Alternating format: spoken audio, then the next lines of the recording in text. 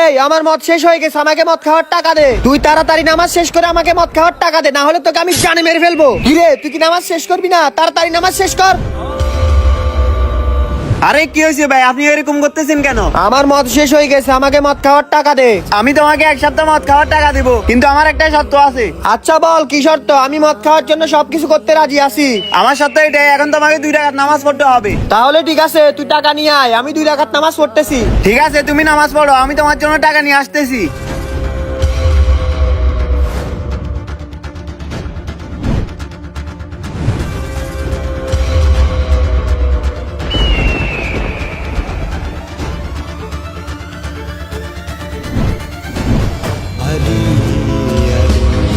এই নেন ভাই আপনার মদ খাওয়ার টাকা। ভাই প্রথমে নসিহত করেন, তারপর গুনাহ করতে বলেন। নামাজি ব্যক্তি কি কখনো গুনাহের কাজ করতে পারে? ভাই আজকে থেকে আমি আর কোনো গুনাহের কাজ করব না।